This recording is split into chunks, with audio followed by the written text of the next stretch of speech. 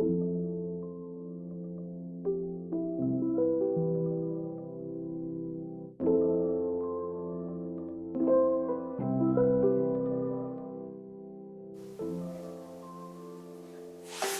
why don't we start off with your name and what profession you're in?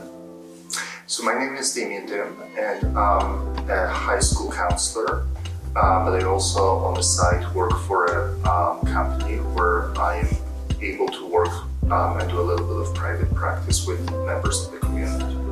Okay. And how old are you and how long have you been doing this? So I am 48 and I've been counseling for about 11 years now. But before that time I was working in a somewhat helping profession as well with younger people, mostly teenagers. How would you describe helping in a counseling setting? And who's being helped in the setting and how? So the setting that I'm mostly working out of is a high school setting. And so speaking of that setting, a high school counselor, it's a very diverse role compared to maybe more of a clinical counselor, because in my role I am not just responsible for the mental well-being and emotional well-being of students, but there's also an aspect of looking after just simple graduation requirements, academic support, learning challenges, other sort of issues that come up for young people or just even for parents. And I would say that that's quite different than, let's say, what I would do in my clinical practice, where I would see clients from the public purely based on their need and interest for support, as opposed to, as I mentioned, in a school setting, it's taking care of, the student, not just for their well-being mentally and psychologically, but also everything else that comes along with that. Can you describe a critical moment from your career that has allowed you the opportunity to reflect? Yes, and this has a reflection on just dealing with students who are coming from maybe more disadvantaged or families where they didn't have the most sort of stable upbringing. I remember working with a number of younger people in that situation, and I just remember how sometimes the power of words can make a huge difference, because I was working with other adults, and I remember them just sort of speaking to the younger people and using the word normal, what a normal life would be. And I just remember from my counseling conversations with those students that each of them had such an upbringing that I wouldn't be able to even wrap my mind around, like how are they still functioning and managing, day-to-day activities. And we're talking about, 14, 13, 15-year-olds. So I just remember how that word normal stuck in my mind, how, a word that sort of feels like it's just, like an average word, but how much weight something like that can have for those younger people.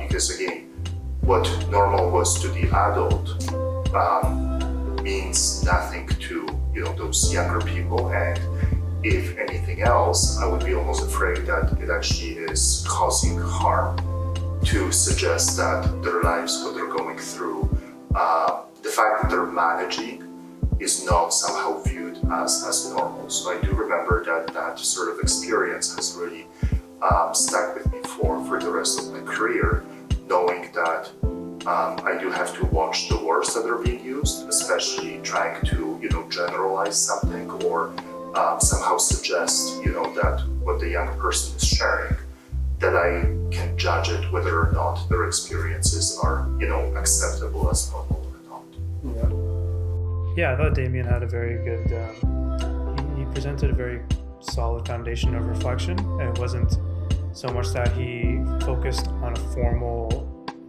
way or formal method of reflective practice, but something that he was conscious about and self-aware about in day-to-day practice, right? So he recognized an area where he could have improved. He recognized that he said something to a youth and he thought of the possible consequences for it. later on. No one had told him, hey, like, what better could you have done in that situation? But it was something that he innately thought of one morning. It could have been on the drive to work or the drive home or sitting in his office eating lunch. But he just highlights the importance of constantly having some kind of subconscious reflection going on in the background. How do you view the relationship between how you accept yourself and the acceptance of others? That's a very good question because it actually made me think a lot just about, my practice.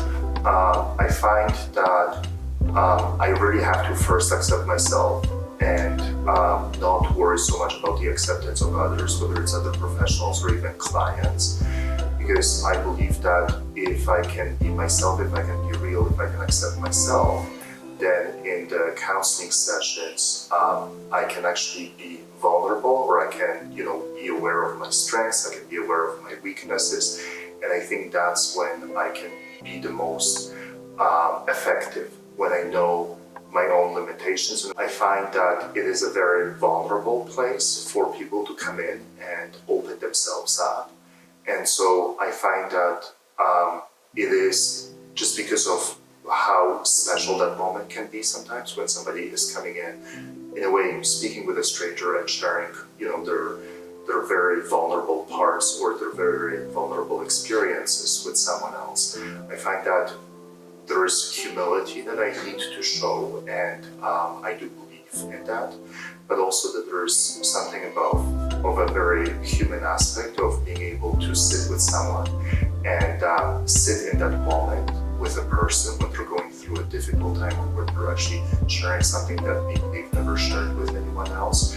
And I just find that it is a very humbling moment, but I also like to reflect that to the clients that there's great appreciation for that moment, for them having the courage to be that open and to be that just vulnerable in the presence of somebody else.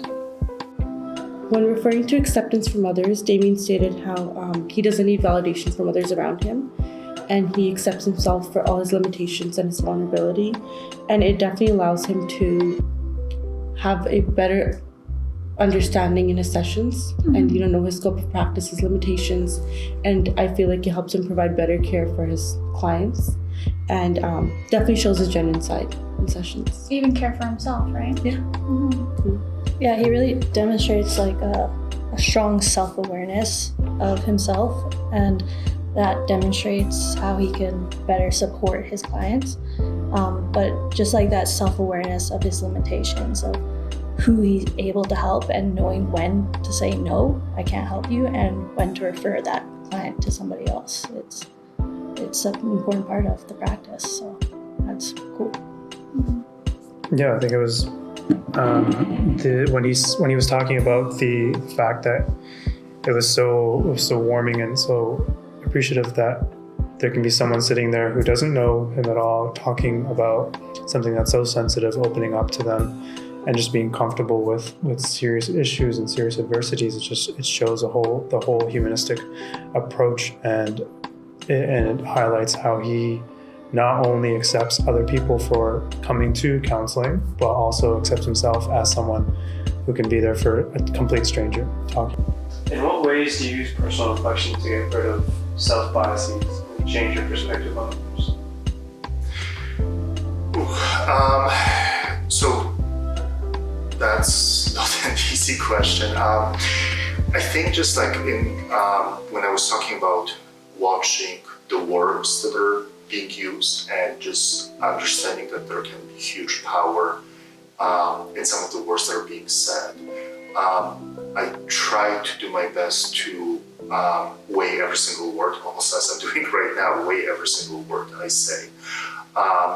But the personal bias still, I think, comes in. I would say that I do have to pay attention to how I'm reacting, whether I want to affirm the client and sort of say, hey, I know how you're feeling, or I've been there. I know I have to catch myself that I don't say those things, that I don't sort of, that I will allow the client to know that what they're experiencing is their own unique experience.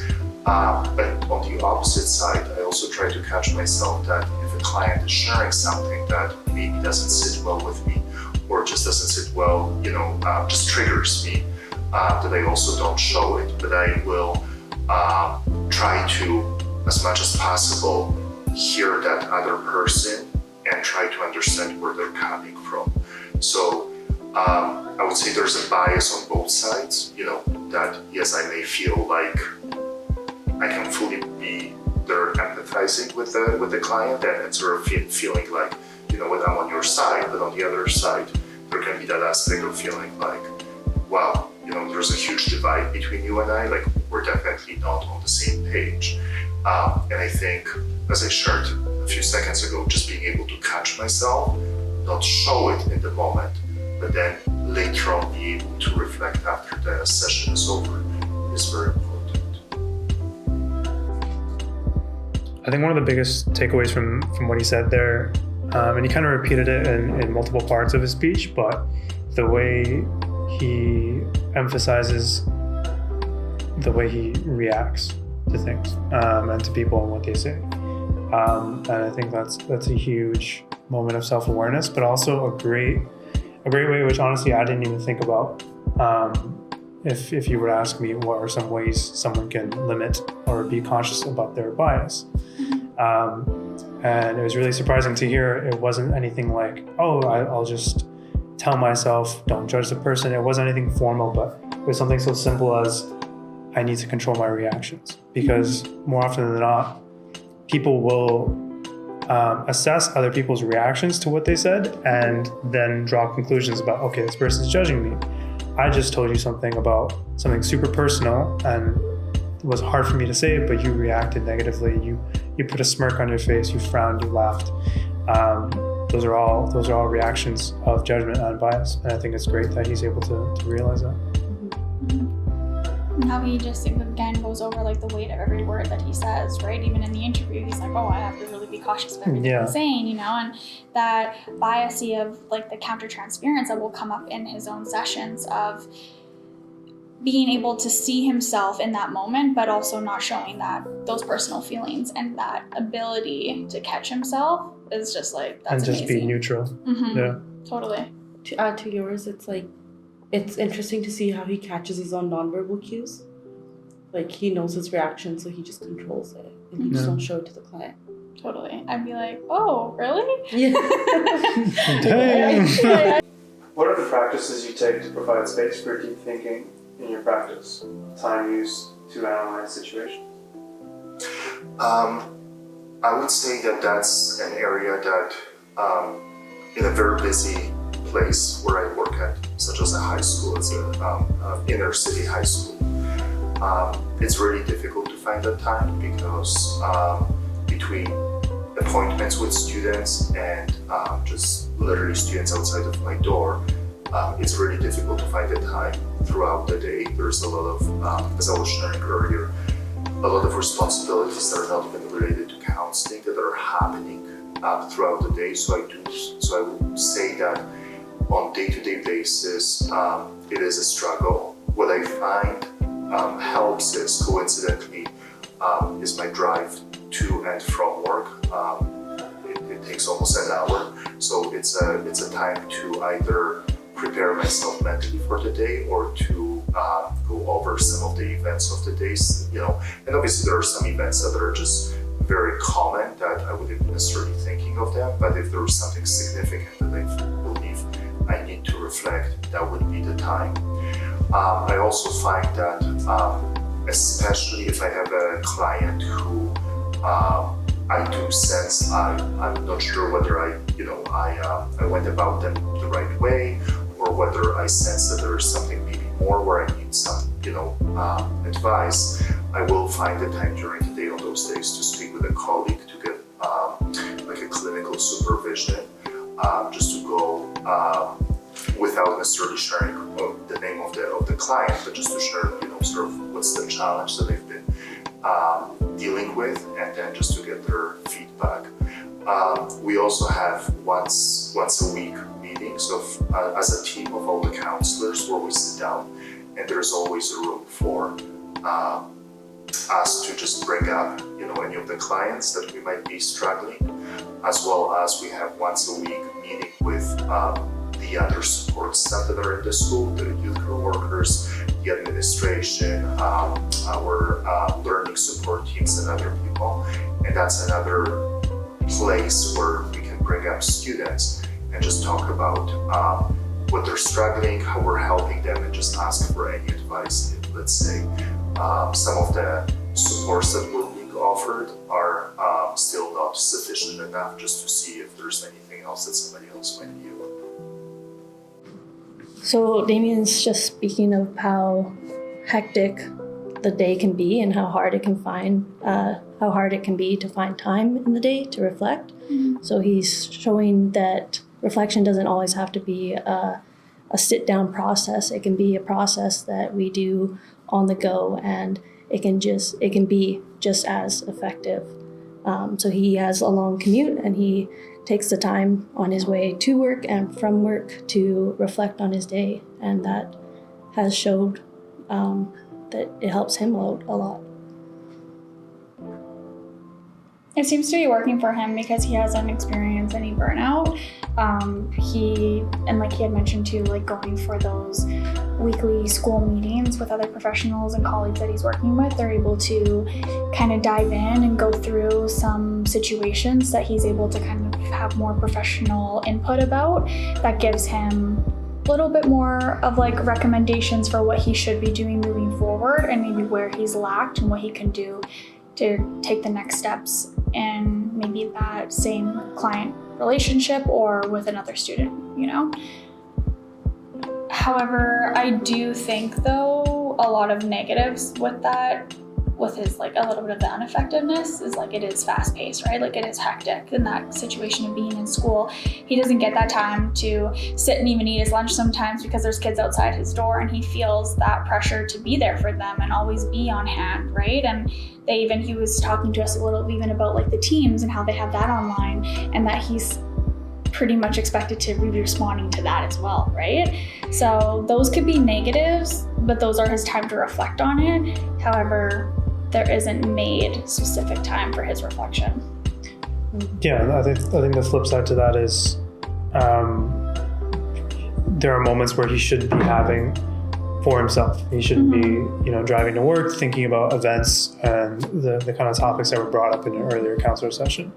I think ultimately, if he sets aside some time to have some personal reflection, he can also enjoy some of the free time he has to himself and to prevent future burnout. And that reflection can be in like a conscious learning environment too. So he's able to like really let whatever's come to him stick with him instead of allowing it to just go out one ear and the other type of thing when he's in this fast-paced environment where he doesn't really even have time to let things absorb or resonate with him, right? Yeah, sure. Can you provide 2 specific examples of how reflection has enabled changes and improved areas in your professional practice? So one of the examples that comes to my mind is from my main employment, which is the high school. I remember a younger female student, maybe 15 or so, once disclosing at the end of the day on Friday afternoon that when she goes home quite often, there's physical abuse that happens on the weekend from one of her parents. And her saying that right away, triggers the fact that we have to get the Ministry of Children and Families involved, just to make sure that she's safe to go home. And she specifically let us know that it's happening on the weekend. So it was just, she would be literally after that conversation with me going home, where those things could have possibly be happening again, as she described that they were happening on every weekend. So in that situation, just again, looking at the reflection, one amazing part was that I don't work in a vacuum. So there's other counselors, there's a vice principal, there's other people that can be brought in to help. We were able to make the call to the ministry, convince them that she needs help. But later on, as the family worried about this girl, and there was an older sibling and family, and they realized she didn't come home, they came to the school. So there was this awkward situation where we were in a way holding a child, somewhat quote unquote, against the will of the parents in order to provide safety for her. Moving forward, we got the okay from the Minister of Children and Families to transport her to an after-hours office, which was located in another part of the town. And fortunately, there was a female who was able, the vice principal who was able to go with her. I went in another vehicle, and we were able to leave her with a social worker who later on was able to speak with the family, speak with her, and try to provide support for her and for the family. But on the way back home, I remember just thinking how, just going back home for me, it's like, in a way, my job is finished, and now I can go back home and, and sort of go about my business. Well, there's a younger person who we don't know what's going to happen to her, whether she will be apprehended, placed somewhere else, whether she will be able to go back to her family, what's going to happen with her over the weekend. So it was definitely not, even though everything we did was correct according to law, according to the expectations, there was still that really uneasy feeling left behind of are the actions that I have taken, like what type of an impact they're gonna have on this girl? Am I helping her, or are actually now things gonna get worse for her? So one of the things that in my practice since that time that I pay attention to is that even though I am very clear with students, with my clients about the limits of confidentiality, each time I sense a student is about to share something with me that can possibly trigger those limits, I stop the student and I go over those limits again, just to start, and in some situations prepare them and walk them through the steps that possibly will happen once the student shares something. So after reflecting on this interview, we as a group have decided that Damien demonstrates Sean's reflection model the most throughout his career. Yeah, specifically with this incident with the 15-year-old youth, in that moment, he had to reflect in action. He had to be very conscious about what he was saying, what he was doing, the next steps he had to take. There was an interfering process of like, did he even want this young girl to go home? Like, what can we do, right? What's going to happen even when her parents do get a hold of us and have to take her home? Is she going to be in more trouble because of what she's told us, right? And so that conscious directive thinking towards that immediate practice and that action that he had to take totally facilitated that interaction, right? And then towards after and reflecting on, he was able to kind of measure that process by like looking back at it and seeing like, okay, how do we deal with this moving forward? And are there ways you can further develop your reflective practice in a day-to-day setting?